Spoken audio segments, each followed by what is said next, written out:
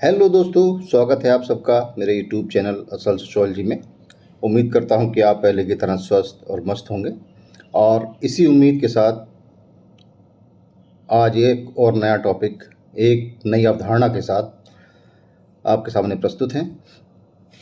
तो आइए शुरू करते हैं। तो आज का जो टॉपिक है वो है process of social change in India में ये तीसरा या चौथा जो है वीडियो है और इसके अंतर्गत आज हम ग्लोबलाइजेशन पढ़ेंगे। वैश्वीकरण, भूमंडलीकरण जिसको कहते हैं, ठीक है ना। तो वैसे तो ग्लोबलाइजेशन जो है एक जो है अर्थशास्त्र से संबंधित अवधारणा है, लेकिन सभी विषयों में जो है इसको पढ़ाया जाता है। तो इसको जो पढ़ने का हमारा थोड़ा सा जो पर्सपेक्टिव होगा वो जो है थोड़ा सा अर्थशास्त्र ही होगा, ठीक है ना। तो भले ही हम समाजशास्त्र में पढ़ रहे हैं, लेकिन इसके पीछे जो इसकी जो पीछे की बैकग्राउंड है या जो भी इसके पीछे जो कारण तथ्य छुपे हुए हैं वो थोड़े से जो हैं अर्थशास्त्रीय हैं। और ग्लोबलाइजेशन का जो इम्पैक्ट है, जो प्रभाव है, वो समाज में कैसा पड़ता है उसको हम देखने का प्रयास कर देंगे, ठीक है ना। तो आइए शुरू करते हैं आज का टॉपिक, ग्लोबलाइजेशन। तो क्या है कंसेप्ट वैश्वीकरण की अवधारणा? एक प्रक्रिया के रूप में वैश्वीकरण, जिसे भूमंडलीकरण या विश्वव्यापीकरण भी कहा जाता है, को राष्ट्रीय अर्थव्यवस्था के विश्व अर्थव्यवस्था से अंतर्ग्रंथन के रूप में परिभाषित किया जा सकता है। द्विपक्षीय या बहुपक्षीय व्यापार व वित्तीय समझौतों से भिन्न यह एक प्रक्रिया है जिसमें राष्ट्रीय अर्थव्यवस्था के द्वारा विश्व स्तर पर उपलब्ध आर्थिक अवसरों से लाभान्वित होने का विचार अंतर्निहित है। द्विपक्षीय या बहुपक्षीय समझौते या अंतर्राष्ट्रीय व्यापार का विचार इसलिए एक सीमित अवधारणा है क्योंकि इसके अंतर्गत दो या दो से अधिक राष्ट्र किसी निश्चित अवधि या उद्देश्य के लिए परस्पर सहयोग करते हैं। वैश्वीकरण एक व्यापक अवधारणा है जिसका मौलिक मंतव्य यह है कि प्रत्येक राष्ट्र को विश्व स्तर पर उपलब्ध अवसर, संसाधन, ज्ञान और तकनीकी सुगम रूप से उपलब्ध होने चाहिए। तो आपके समझ में आया होगा कि जो लास्ट की जो लाइन है, ठीक है ना, वैश्वीकरण का जो मंतव्य है, जो इसका एक क्या कहें, जो इसका एक मोटिव है, जो इसका एक उद्देश्य है, वो क्या है कि जो विश्व स्तर पर उपलब्ध, यानी कि जो भी विश्व स्तर पर उपलब्ध अवसर हैं, है ना, वो उपलब्ध होने चाहिए। जो भी विश्व स्तर के संसाधन है वो उपलब्ध होने चाहिए। विश्व स्तर का जो ज्ञान है वो प्राप्त होना चाहिए और विश्व स्तर की जो तकनीकी व्यवस्था है ना, उसको जो है सुगम रूप से जो है सभी नागरिकों को जो है उपलब्ध होनी चाहिए, वो जो है सब तक पहुंचनी चाहिए, ये सारी की सारी चीज़ें, ठीक है ना। तो वही वैश्वीकरण होगा जिसमें जो है हम अवसर, संसाधन, ज्ञान और तकनीकी को सुगम रूप से उपलब्ध कर लें, तो उसको जो है हम वैश्वीकरण कह सकते हैं, ठीक है ना। आगे देखते हैं क्या है अवधारणा के अंतर्गत। विश्व स्तर पर प्रायः यह देखने में आया है कि संरक्षणवाद अंतर्राष्ट्रीय स्तर पर व्यापारिक प्रतिस्पर्धाओं को राजनीतिक व सैनिक तनावों और युद्धों में बदल देता है। इसलिए द्वितीय विश्व युद्ध के पश्चात विश्व समुदाय ने इस स्थिति से बचने के लिए अंतर्राष्ट्रीय मुद्रा कोष IMF, विश्व बैंक IBRD तथा प्रशुल्क एवं व्यापार पर सामान्य समझौता GATT जैसी संस्थाएं सृजित की, जिनका उद्देश्य अंतर्राष्ट्रीय स्तर पर स्वतंत्र प्रतियोगी वातावरण तैयार करना है। इन संस्थाओं ने पूंजी, तकनीकी व वस्तुओं के स्वतंत्र प्रवाह के लिए जितने भी उपाय किए, उनमें सबसे अधिक महत्वपूर्ण 15 अप्रैल 1994 को मोरक्को के मराकश नगर के गेट के 8वें राउंड पर हुई संधि है, जिसके द्वारा विश्व व्यापार संगठन की स्थापना की गई। तो WTO विश्व व्यापार संगठन की स्थापना हुई, ठीक है, 15 अप्रैल 1994 को, ठीक है। और मोरक्को के मराकश नगर में जब गेट का 8वां सम्मेलन था, 8वें राउंड की जो वार्ता हुई, जो वहाँ पे संधि हुई, उसके तहत जो है WTO की स्थापना की गई, ठीक है। तो यहाँ पे भी जो है WTO क्या है? व्यापार का जो है एक अंतर्राष्ट्रीय संगठन है जिसके द्वारा एक देश दूसरे देश को सुगमतापूर्वक, ठीक है ना, आसानी से अपने व्यापार एक जगह से दूसरे जगह अर्थात एक देश से दूसरे देश में जो है वो कर सकता है। ठीक है। अब है ग्लोबलाइजेशन का मीनिंग, वैश्वीकरण का अर्थ। सरल शब्दों में वैश्वीकरण का अर्थ सामाजिक एवं आर्थिक संबंधों का संपूर्ण विश्व में विस्तार से है। ठीक है ना, यानी कि सामाजिक एवं आर्थिक संबंधों का संपूर्ण विश्व में विस्तार हो। ठीक है ना। अर्थशास्त्र में इसे उस प्रक्रिया के रूप में देखा जाता है जिसमें विकसित देशों की बहुराष्ट्रीय कंपनियां अपनी पूंजी एवं तकनीकी को उन देशों में विस्तारित करती हैं जहां श्रम सस्ता है। इसलिए बहुधा इसका अर्थ राष्ट्रीय अर्थव्यवस्था का अंतर्राष्ट्रीय अर्थव्यवस्था में अंतर्ग्रंथन से लगाया जाता है, अथवा वैश्वीकरण शब्द का प्रयोग उस प्रक्रिया के लिए किया जाता है जिसका लक्ष्य विभिन्न देशों में अंतःक्रिया द्वारा विश्व अर्थव्यवस्था का निर्माण करना है।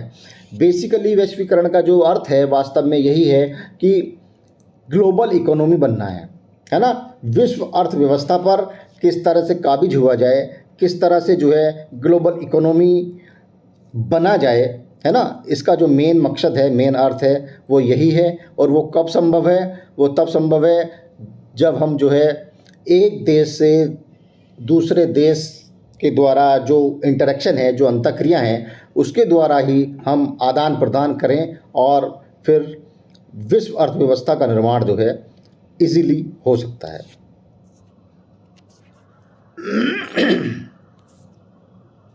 वैश्वीकरण की विशेषताएं हैं। तो पहली विशेषता जो है मुक्त व्यापार।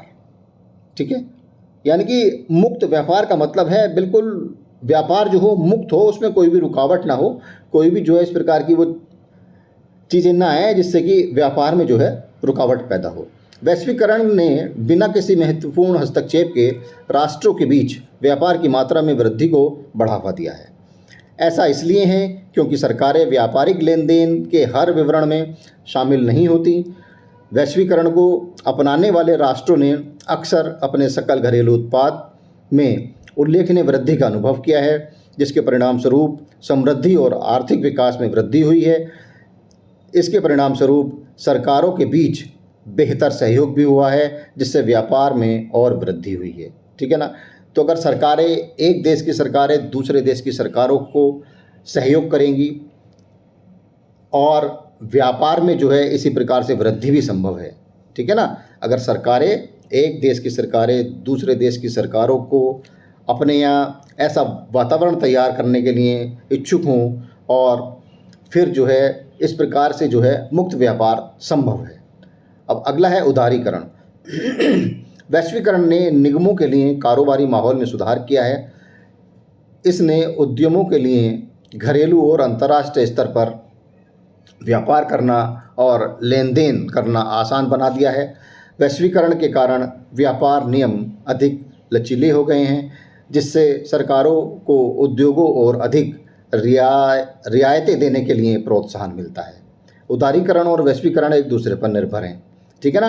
तो इसके द्वारा भी जो है ये एक विशेषता है वैश्वीकरण की, उदारीकरण। अगला क्या है? उन्नत कनेक्टिविटी। वैश्वीकरण ने व्यापार संबंधों को बेहतर बनाया है और राष्ट्रों, लोगों और व्यवसायों के बीच बातचीत को बढ़ाया है। बढ़ी हुई कनेक्टिविटी किसी देश की अर्थव्यवस्था को भी मजबूत करती है और उसके नागरिकों के जीवन की गुणवत्ता में सुधार करती है। कनेक्टिविटी का मतलब जो है आने जाने से भी है ना। हवाई यात्रा से है, सड़क के द्वारा जो मतलब जो सड़क मार्ग के माध्यम से जो है आना जाना होता है वो भी है। और जो है इंटरनेट का मतलब इंटरनेट के द्वारा भी जो कनेक्टिविटी है, यानी कि इसमें उन्नत कनेक्टिविटी का मतलब हर तरह की कनेक्टिविटी आ गई, चाहे पैदल चलें, चाहे हवाई जहाज़ से चलें, या फिर हम जो है अब इंटरनेट के द्वारा भी जो है एक देश से दूसरे देश से कनेक्ट होना चाहें तो वो भी जो है इजीली और आसानी से हो जाते हैं। ठीक है ना। ग्लोबल इसी को ही कहते हैं, है ना। ग्लोबल का मतलब होता है हम यहाँ बैठे बैठे और अन्य कंट्री से एकदम से जुड़ जाएं और वहाँ के प्रोडक्ट को खरीद लें और अपने प्रोडक्ट को बेच दें, तो यही तो ग्लोबलाइजेशन है। आप जो है एक जगह बैठ करके जो है कोई भी चीज़ कहीं किसी भी कंट्री की ले लें और या फिर अपनी कोई वस्तु है उसको जो है आदान प्रदान करें, तो इसी को जो है हम ग्लोबलाइजेशन कहते हैं। परस्पर निर्भरता, परस्पर निर्भर वैश्वीकरण ने देशों की एक दूसरे पर निर्भरता बढ़ा दी है। व्यवसायों को अपने उत्पादों के लिए सस्ते कच्चे माल का आयात करने और अपने तैयार माल की अधिक मांग वाले देशों को निर्यात करने का अवसर मिला है। इससे टैरिफ और गैर टैरिफ बाधाओं को कम करने और समग्र आर्थिक समृद्धि में सुधार करने में मदद मिली है। ठीक है ना, यानी कि जो एक देश है वो दूसरे देश पर निर्भर है और इसी के माध्यम से जो है हम लोगों का काम चलता है। बहुत सारी चीज़ें हमारे पास नहीं है तो हमें जो है अन्य कंट्रीज़ से जो है मंगानी पड़ती हैं, और जो चीज़ हमारे पास बहुआयात में है तो उसको जो है हम अन्य कंट्रीज़ को भेजते भी हैं। ठीक है ना, इसी को आयात निर्यात कहते हैं। ये अगला है सांस्कृतिक विनिमय। सांस्कृतिक विनिमय का मतलब बढ़ते पारस्परिक संबंधों ने सांस्कृतिक प्रथाओं और रीति रिवाजों के बीच मेल जोल को बढ़ाया है। इससे राष्ट्रों के बीच विचारों, व्यवहारों और मूल्यों का आदान प्रदान संभव हो पाया है। वैश्वीकरण ने समुदायों को कम एकाकी बना दिया है। उदाहरण के लिए जापान की सुशी अब दुनिया भर में व्यापार रूप में उपलब्ध है, ठीक उसी तरह जैसे इटली का पिज़्ज़ा दुनिया भर की रसोई में अपनी जगह बना लिया है ना, बना चुका है। यानी कि जो इटली का जो पिज़्ज़ा है वो हर बच्चा, हर घर, यानी कि कोई ऐसा व्यक्ति नहीं होगा जो कि पिज़्ज़े को नहीं जानता होगा, है ना। कि कोई भी अगर तुम्हें आज अगर कोई ट्रीट करनी है, कोई भी दावत करनी है, कोई भी जो है फंक्शन अपने बच्चों को सेलिब्रेट करना है, तो बस बिना पिज़्ज़े के तो पार्टी अधूरी रह जाती है। पिज़्ज़ा चाहिए, कोल्ड ड्रिंक चाहिए। तो बच्चों, पिज़्ज़ा जो है वो जो है इटली का है ना। इटली में जो है पिज़्ज़ा मेन डिश होती है और ये पिज़्ज़ा जो है आज हमारे भारत में जो है कितना खाया जाता है, बस कुछ नहीं कह सकते हैं इसके बारे में। ठीक है ना। तो जिस तरह से इटली ने पिज़्ज़े को घर घर पहुंचाया है ना, पूरे वर्ल्ड में पहुंचाया है, पूरे ग्लोबल में पहुंचाया है, पूरे ब्रह्मांड में पहुंचाया है, इसी को ही ग्लोबलाइजेशन कहते हैं। ठीक है ना। कोई भी एक ऐसा प्रोडक्ट जो सब जगह मिले, है ना, सब जगह जो है सुगमता से उसकी अवेलेबिलिटी हो, है ना, तो इसी को ही ग्लोबलाइजेशन कहेंगे। ठीक है ना। अब अगला क्या है, शहरीकरण। वैश्वीकरण के कारण शहरी केंद्रों में वृद्धि हुई है। जब नई कंपनियां किसी विशेष क्षेत्र में व्यवसाय स्थापित करती हैं तो वह आर्थिक केंद्र बन जाता है। इन कंपनियों के कर्मचारियों को आवास, परिवहन और शॉपिंग सेंटर जैसी बुनियादी ढांचे की आवश्यकता होती है, जिसके कारण इन औद्योगिक क्षेत्रों के आसपास शहरीकरण होता है। ठीक है ना। जब कोई नई कंपनी आती है और वो कहीं भी एस्टेब्लिश होती है तो वहाँ पे जो है रहने की, आने जाने की, और वहाँ जो व्यक्ति रहेंगे उनकी जो बुनियादी ज़रूरतें हैं वो किस तरह से पूरी होंगी, तो वहाँ बाज़ार का भी निर्माण करना पड़ता है। तो इससे जो है शहरीकरण को भी जो है बढ़ावा मिलता है। जीवन स्तर में सुधार। आर्थिक गतिविधियों और रोजगार के अवसरों में वृद्धि के साथ लोगों के पास अधिक व्यय योग्य आय है। बेहतर नौकरी के अवसरों के कारण उनके पास विकल्पों की एक विस्तृत श्रृंखला भी है। यह मुख्य कारणों में से एक है कि वैश्वीकरण ने कई लोगों को अपने जीवन स्तर को उठाने में मदद की है। ठीक है ना। आप आज घर बैठे कोई भी काम, कुछ भी काम कर सकते हैं, और अब जो है इंटरनेट के माध्यम से आप अगर कोई काम नहीं मिल रहा है आपको, तो आप वर्क फ्रॉम होम पे बहुत सारी वेबसाइट्स हैं, उन पर भी जा कर के जो है आप देश का, विदेश का कोई भी काम ऑनलाइन कर सकते हैं। तो जीवन स्तर में सुधार हुआ है ग्लोबलाइजेशन के माध्यम से, और बहुत सारी अपॉर्चुनिटीज़, है ना, और मैं कहूँगा कि रोजगार के अवसर भी जो हैं बहुतायत में जो है आए हैं। ठीक है ना। आउटसोर्सिंग क्या है? वैश्वीकरण कंपनियों को अन्य देशों के तीसरे पक्ष को विशिष्ट प्रक्रियाओं को आउटसोर्स करने की अनुमति देता है। यह कदम आंतरिक लागत को कम करने, सेवा की गुणवत्ता में सुधार करने या दोनों के लिए उठाया जाता है। आउटसोर्सिंग मानव संसाधन में समृद्ध देशों जैसे भारत और फिलीपींस के लिए एक वरदान साबित हुई है। ठीक है, हमारे भारत में भी बहुत आउटसोर्सिंग वर्कर्स हैं। ठीक है ना, आउटसोर्सिंग का मतलब होता है कि जो है सरकार द्वारा जो है कुछ मानदेय पर लोगों की भर्ती करती है और सरकार उनको जो है कुछ मानदेय देती है, जिसके द्वारा जो है वो अपना काम चलाते हैं। ठीक है ना, सरकारी और गैर सरकारी संस्थाओं में जो है आउटसोर्सिंग के माध्यम से लोगों को भर्ती किया जाता है।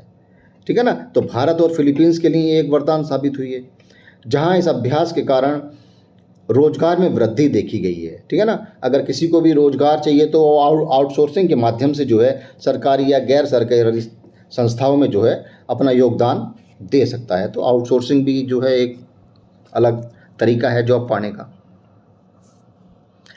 अब भारतीय समाज पर वैश्वीकरण का प्रभाव।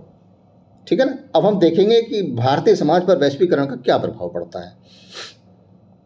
देखते हैं, ऐसा माना जाता है कि वैश्वीकरण संस्कृति को अनेक प्रकार से प्रभावित करता है।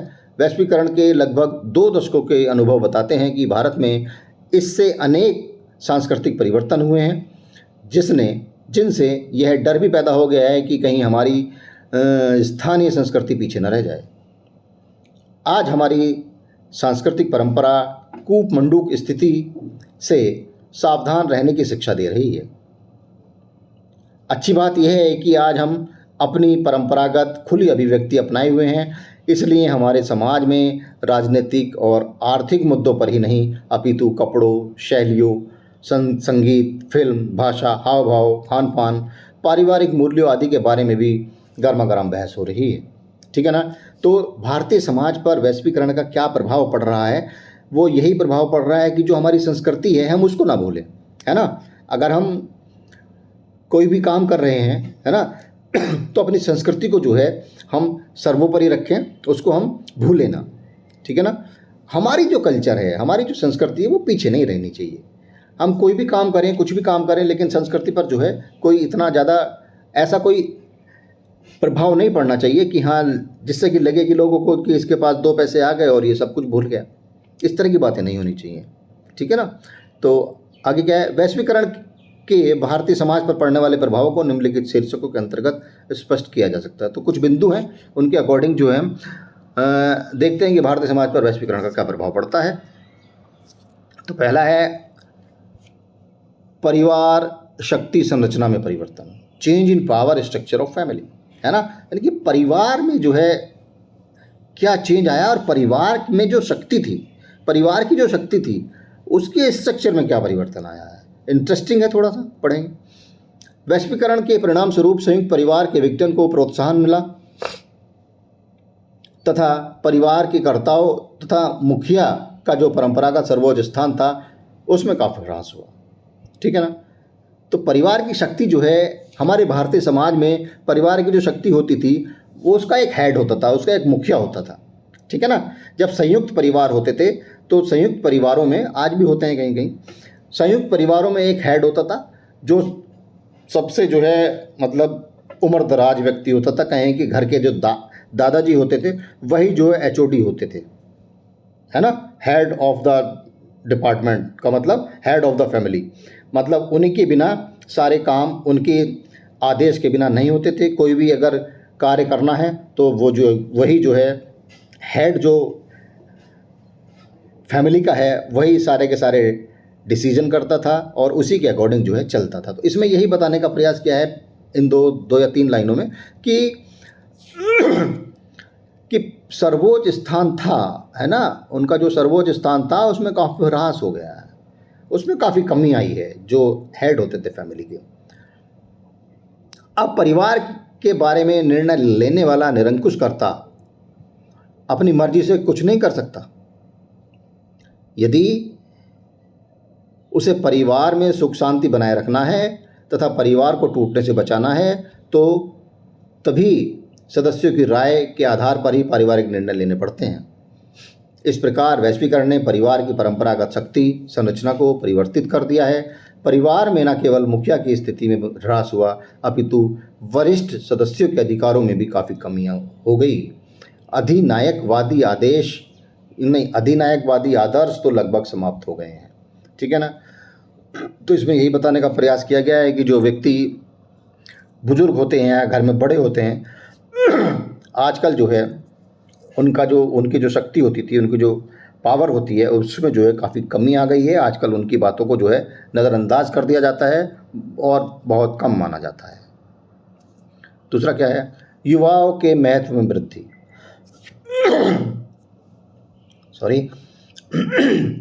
वैश्वीकरण के प्रभाव से भारतीय समाज में युवाओं का महत्व बढ़ा। युवा पीढ़ी संचार एवं सूचना तकनीकी के प्रयोग में अपने पहली पीढ़ी की तुलना में कहीं आगे है। संचार एवं सूचना तकनीकी ने युवा पीढ़ी को अत्यंत महत्वाकांक्षी बना दिया है, यहाँ शायद छूट गया है, बना दिया है। इसी का परिणाम है कि आज परिवार के सदस्य अंतर्जातीय विवाह तथा परिवार के किसी अन्य द्वारा अपने जीवन साथी का स्वयं चयन करने का विरोध नहीं करने लगे हैं। उन्हें पता है कि आज का युवा स्वावलंबी है तथा अपने बारे में हर प्रकार का निर्णय लेने में सक्षम है। वैवाहिक निर्णयों में युवा का महत्व बढ़ गया है तथा विवाह की आयु में भी वृद्धि हुई है। परिवार के सदस्यों में अब यह चेतना बढ़ गई है कि अपनी मर्जी को युवाओं पर थोपने का प्रयास करोगे तो पारिवारिक विघटन को और अधिक गति मिलेगी, ठीक है। आजकल का युवा जो है स्वतंत्र रहना चाहता है ना। युवाओं के महत्व में वृद्धि है ना टॉप इसका नाम हेडिंग का। तो आजकल का जो युवा है वो स्वतंत्र रहना चाहता है, किसी के दबाव में काम नहीं करना चाहता है। अगर उसको शादी या अन्य महत्वपूर्ण अपने जीवन से संबंधित कोई महत्वपूर्ण डिसीजन भी अगर करने हैं तो वो जो है परिवार को जो है कम आंकता है और अपने अकॉर्डिंग, ठीक है ना। शादी करनी है तो हमने पसंद कर ली या हमने पसंद कर लिया, तो इस तरह की जो चीज़ें हैं वो युवाओं के महत्व में वृद्धि कर रही हैं। और अगर उन पे हम अनायास प्रयास या दबाव किसी भी प्रकार का डालने का प्रयास करेंगे तो उससे जो है पारिवारिक विघटन की स्थिति ही उत्पन्न होती है। कहीं सुसाइड ना कर ले, कहीं ये ना कर ले, कहीं घर से ना भाग जाए, कुछ इस प्रकार की चीज़ें। तो बहुत सारी चीज़ें जो हैं युवाओं के सामने हैं आजकल, और उनको किस प्रकार से रहना है, किस प्रकार से नहीं रहना है। तो ये भी जो है वैश्वीकरण का ही थोड़ा सा प्रभाव है। जब हम ग्लोबल हो जाते हैं तो ग्लोबल हमारी सोच भी होनी चाहिए और उसी के अकॉर्डिंग जो है युवाओं को भी थोड़ी सी स्वतंत्रता मिलनी चाहिए, रिजिडनेस नहीं होनी चाहिए, ठीक है ना, एकदम से। अगला क्या है, मनोरंजन के नवीन माध्यमों का विकास। वैश्वीकरण ने पारिवारिक मनोरंजन के परंपरागत स्वरूपों को पूरी तरह से बदल दिया है। अब एक और तो परिवार में सदस्यों की संख्या ही कम होती है, जिसके कारण एक साथ मिलजुल कर फुर्सत के समय की हंसी खेल बिताना संभव नहीं है, ठीक है ना। आजकल जो है हम दो हमारे दो का कंसेप्ट है, तो वैसे भी एकाकी परिवार हैं, तो हमारे दो में दो ही बच्चे घर में हैं, तो वो किसके साथ खेलेंगे, ठीक है। बाहर भी जो है आना जाना नहीं होता है। बड़े बड़े शहरों में तो अपने घर में बन के जो है पूरे का पूरा परिवार बस 2 कमरों के मकान में है और बस वहीं हमारे दो हैं, और माँ बाप जॉब पे चले गए, बच्चे स्कूल चले गए, आने के बाद क्या करना है, किसके साथ खेलेंगे, नहीं खेलते हैं। तो खेलने का भी समय नहीं है बच्चों के साथ। और जब हम जो है एक साथ जो है संयुक्त परिवार में होते थे तो वहाँ जो है चाचा के बच्चों के साथ, ताऊ के बच्चों के साथ, है ना, और भी अड़ोस पड़ोस के बच्चों के साथ, तो बहुत आनंद वाला समय होता था। लेकिन आजकल का समय इस तरह का नहीं है। तथा दूसरे छोटे छोटे बच्चे टेलीविज़न कार्यक्रमों को देखते हैं। ऐसा लगता है कि बच्चों का कार्यक्रम देखने वाले चैनल जैसे पोगो, कार्टून नेटवर्क, निक, हंगामा, डिज्नी आदि उसकी कमजोरी बन गए हैं, ठीक है। आजकल जब बच्चों को खेलना नहीं मिलेगा तो क्या करेंगे, वो टीवी देखेंगे, मोबाइल देखेंगे, और टीवी पर जो है क्या देखेंगे, कार्टून देखेंगे। कार्टून देखते हैं तो कार्टूनों जैसी हरकत भी करते हैं, ठीक है ना। तो ये बच्चे जो हैं आजकल के कार्टून टाइप के बच्चे ही हो गए हैं, और खाने के लिए इनको पिज़्ज़ा बर्गर चाहिए, और देखने के लिए और मनोरंजन करने के लिए जो है इनको कार्टून नेटवर्क चाहिए, ठीक है, पोगो टाइप से चाहिए, और यही सब देखते हैं बच्चे आजकल के। जो समय उन्हें मिलता है वे इन चैनलों पर दिखाए जाने वाले कार्यक्रमों को देखने में रहते हैं। आस पड़ोस के बच्चों के साथ खेलने का समय उनके पास नहीं होता।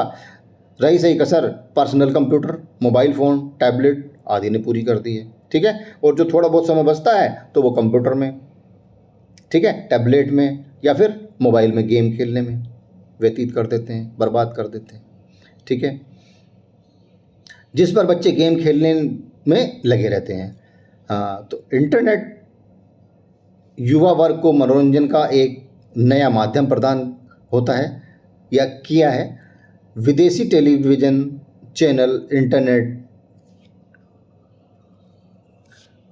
कम आदि का अत्यधिक प्रयोग वैश्वीकरण का ही परिणाम है, ठीक है ना। तो ये सारी की सारी चीज़ें जो है वैश्वीकरण के माध्यम से ही परिवर्तन हो रही हैं, जो कि हम भारतीय समाज में देख रहे हैं। सामाजिकरण की प्रक्रिया में परिवर्तन। पहले कभी परिवार सामाजिकरण का सर्वप्रथम व सशक्त अभिकरण माना जाता था। यानी कि सामाजिकरण का जो माध्यम था सबसे पहले वो परिवार, यानी कि परिवार में जब बच्चे का जन्म होता था तो बच्चे के जन्म के साथ ही उसका जो है लालन पालन, उसको जो है हम जो भी कुछ सिखाना है या सीखने को ही सामाजिकरण कहते हैं ना, है ना। तो उसको जो भी कुछ सिखाना है वो जो है परिवार सिखाता था, ठीक है ना। और परिवार ही जो है एक इस तरह का जो है एक वो था, क्या कहें, अभिकरण माना जाता था, या एक ऐसी जगह मानी जाती थी जो कि बच्चों को बहुत सारी चीज़ें जो हैं परिवार में सीखने मिलती थी। परिवार ही पहली प्रक्रिया द्वारा बच्चों को सांस्कृतिक मूल्यों का हस्तांतरण करता था। अब बच्चे नवीन सामाजिकरण की दिखाए जाने वाली कार्यक्रमों से ग्रहण करते हैं। इसी का परिणाम है कि टेलीविज़न चैनलों पर संस्कृति को नष्ट कर पश्चिमी संस्कृति थोपने का आरोप लगाया जाता है। आज कंप्यूटर पर भारतीय इंटरनेट के माध्यम से किसी भी देश में रह रहे व्यक्ति का संदेश का आदान प्रदान किया जा सकता है तथा हर प्रकार की जानकारी प्राप्त की जा सकती है। टेलीविज़न पर दिखाए प्रदान किया जा सकता है। सामाजिकरण का नवीन अभिकरण उभर कर सामने आने लगा है, क्योंकि इनका भी बच्चों, युवाओं, वयस्कों पर दूरगामी प्रभाव पड़ने लगा है, ठीक है ना। तो इंटरनेट के माध्यम से भी जो है आजकल हम बहुत सारी चीज़ें सीखते हैं, मोबाइल से सीख रहे हैं आजकल, तो है ना। तो परिवार की ज़रूरत नहीं है बहुत सामाजिकरण के लिए, और बहुत सारी वीडियोस, बहुत सारी जो है क्या कहते हैं वो स्लाइड्स चलती रहती हैं, और बच्चे जो हैं पता नहीं क्या क्या देखते रहते हैं, है ना, रील्स टाइप की। तो उन्हीं से जो है बहुत सारी चीज़ें बच्चे सीख रहे हैं आजकल, जो कि गलत है। लेकिन सामाजिकरण को जो है परिवार के माध्यम से ही जो है होना चाहिए। स्त्रियों की स्थिति में परिवर्तन, ये मेन टॉपिक है, अच्छा भी है। वैश्वीकरण के परिणाम स्वरूप स्त्रियों की परिस्थिति में भी परिवर्तन हुआ है। अब उन्हें शिक्षा के प्रचार प्रसार के कारण आगे बढ़ने के अधिक अवसर उपलब्ध हैं। अब वे घर की चारदीवारी से बाहर सभी क्षेत्रों में पुरुषों के साथ कंधे से कंधे मिलाकर कार्य कर रही हैं। वे न केवल राष्ट्रपति, प्रधानमंत्री, मुख्यमंत्री, राज्यपाल, प्रशासनिक एवं पुलिस अधिकारी जैसे पदों पर सुशोभित हैं, अपितु ऐसे व्यवसाय जो स्त्रियों के लिए गैर परंपरागत माने जा रहे हैं उनमें भी काफ़ी संख्या में अपना योगदान देने लगी हैं। Chartered accountant, company secretary, engineer, pilot, सैनिक एवं अर्धसैनिक सेवाओं में नौकरी ऐसे ही कुछ व्यवसायों के उदाहरण हैं, ठीक है ना। तो महिलाएं हर क्षेत्र में हैं आजकल। किसी भी कोई सा भी एरिया, कोई सा भी क्षेत्र ऐसा नहीं है जहाँ पर कि आप जो है महिलाओं को ना पाएँ, है ना। कोई भी एरिया उठा करके देख लो और वहाँ पर जो है आपको जो है हर जगह आपको महिलाएं मिल जाएंगी, ठीक है ना। कोई भी रिजल्ट आता है, यूपीएससी का रिजल्ट आता है, पीसीएस का रिजल्ट आता है, या कोई आईआईटी का, या किसी भी नीट का, या कोई भी XYZ कोई भी आता है रिजल्ट, तो उसमें जो है आजकल गर्ल्स ही जो हैं या महिलाएं ही जो हैं बाजी मारती हैं, और टॉप 10 में जो है शुरू में 2 या 3 पदों पर या 2 या 3 रैंकर्स जो होती हैं वो महिलाएं ही होती हैं। क्यों? क्योंकि उनको अब अवसर मिल रहा है आगे बढ़ने का, और वो इस अवसर को जो है खोने देना नहीं चाहती हैं, और बिल्कुल जो है एकदम मन लगा करके जो है आगे बढ़ने का प्रयास जो है महिलाएं कर रही हैं, ठीक है। अपनी प्रतिभा के कारण आज अनेक स्त्रियां बहुराष्ट्रीय कंपनियों में सर्वोच्च पदों पर नियुक्त हैं तथा वैश्वीकरण के स्त्रियों पर नकारात्मक प्रभाव भी पड़े हैं। जैसे अनेक विद्वान वैश्वीकरण पर आज शोषण का दायरा बढ़ा है, ठीक है। अंतर्राष्ट्रीय स्तर पर वेश्यावृत्ति का जाल फैल गया है तथा अनेक शारीरिक एवं मानसिक शोषण में वृद्धि हुई है। बड़ी बड़ी कंपनियों के विज्ञापन में स्त्रियों का शोषण सामान्य सा हो गया है, ठीक है। तो मेरिट्स भी हैं, डिमेरिट्स भी हैं हर चीज़ के। तो अतः वैश्वीकरण ने स्त्रियों को सकारात्मक एवं नकारात्मक दोनों रूप से प्रभावित किया है, ठीक है।